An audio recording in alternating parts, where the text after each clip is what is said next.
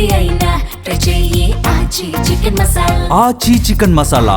ఉత్తరాంధ్రలో బొత్స సత్యనారాయణ కుమార్తె political entry ఖాయమైపోయింది.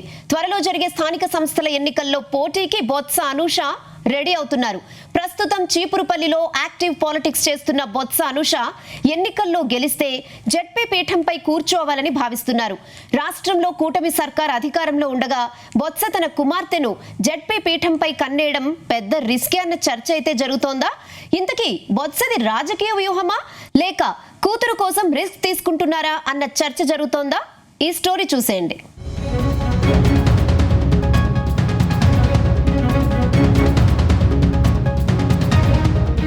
YCP నేత మాజీ మంత్రి బొత్స సత్యనారాయణ వారసురాలు బొత్స అనూష పొలిటికల్ ఎంట్రీకి రంగం సిద్ధమైంది. తన కుమార్తె పొలిటికల్ ఎంట్రీపై బొత్స సత్యనారాయణ క్లారిటీ ఇచ్చారు. త్వరలో జరిగే విజయనగరం జిల్లా పరిషత్ ఎన్నికల్లో తన కుమార్తె పోటీ చేస్తుందని ఆయన ప్రకటించారు. ఇప్పటికే రాజకీయంగా ఆమె చురుకుగా తిరుగుతున్నారు. వైసీపీ తరపున పోరాటాలలో పాల్గొంటున్నారు. అదేవిధంగా తండ్రి రాజకీయ వారసత్వాన్ని అందుకొని పార్టీ నాయకులతో అడుగులు వేస్తున్నారు. బొత్స నుంచి రాజకీయ పాఠాలను సైతం నేర్చుకున్నారు. కొద్ది రోజులుగా చీపురుపల్లిలో యాక్టివ్గా ఉన్న బొత్స అనూష పార్టీ కార్యక్రమాల్లో చురుగ్గా పాల్గొంటున్నారు. అయితే వచ్చే ఎన్నికల్లో విశాఖ నుంచి ఎంపీ బరిలో అనూష ఉంటారని ప్రచారం సాగింది. కానీ ఇప్పుడు జడ్పీటీసీగా గెలిచి జడ్పీ చైర్మన్ సీటును దక్కించుకోవాలని బొత్స సత్యనారాయణ ప్లాన్ చేసుకుంటున్నట్టు తెలుస్తోంది.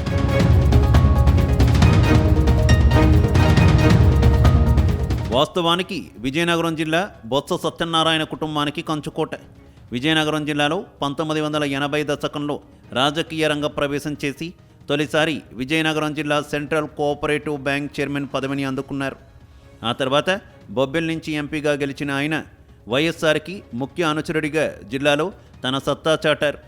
ఉమ్మడి ఆంధ్రప్రదేశ్లో కాంగ్రెస్ 10 ఏళ్ల పాలనలో మంత్రిగా పీసీసీ చీఫ్గా పనిచేసిన బొత్స విభజన ఏపీలో కూడా ఎక్కడ తగ్గాలో తెలుసుకున్నారు. ఆ విధంగా ఆయన వైసీపీలో చేరి 2019 నుంచి 2024 మధ్యన 5 ఏళ్ల పాటు మంత్రిగా పనిచేశారు. అంతేకాదు ప్రస్తుతం కేబినెట్ ర్యాంక్తో శాసనమండలిలో విపక్ష నేతగా కొనసాగుతున్నారు.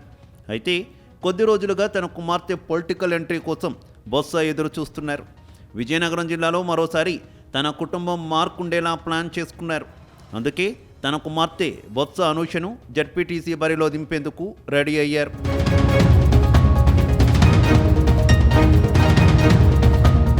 ఇప్పుడు తన కుమార్తె డాక్టర్ బొత్స అనూషను ప్రత్యక్ష రాజకీయాల్లోకి తీసుకొస్తూ బొత్స కీలక ప్రకటన అయితే చేశారు.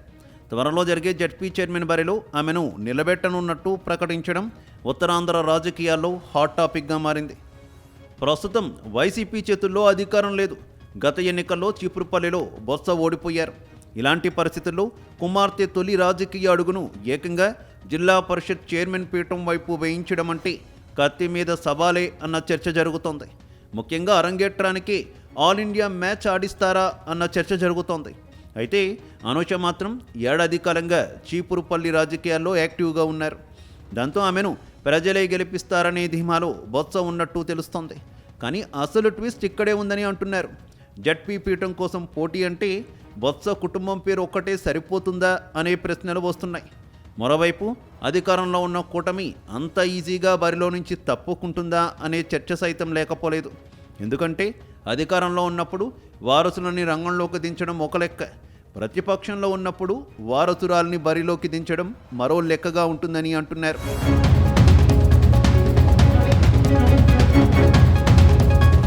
ప్రస్తుతం మాజీ మంత్రి బొత్స సత్యనారాయణది రాజకీయ వ్యూహమా లేక రిస్కా అన్న చర్చ అయితే జరుగుతోంది. బొత్స అనూషకు ఇది కేవలం ఒక ఎన్నిక కాదు, బొత్స కుటుంబ రాజకీయ వారసత్వానికి తొలి పరీక్షగా చెబుతున్నారు. ఒకవైపు తండ్రి దశాబ్దాల రాజకీయ అనుభవం, మరోవైపు అధికారంలో ఉన్న కూటమి రాజకీయ బలం, మధ్యలో తొలి అడుగులోనే జడ్పీ చైర్మన్ కుర్చీని టార్గెట్ చేసిన అనూష.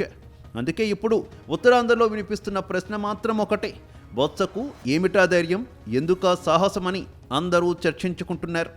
ఒకవేళ జడ్పీ పీఠం దక్కితే వారసత్వానికి గ్రాండ్ ఎంట్రీ ఉంటుంది, ఓడితే మాత్రం రాజకీయాల్లో తొలి పాఠమవుతుంది. కానీ ఏది జరిగినా బొత్స కుటుంబం నుంచి కొత్త తరం రాజకీయానికి తెరలేపిన ప్రయత్నంగా మాత్రం ఈ ఎన్నిక నిలిచే అవకాశం ఉందని అంటున్నారు.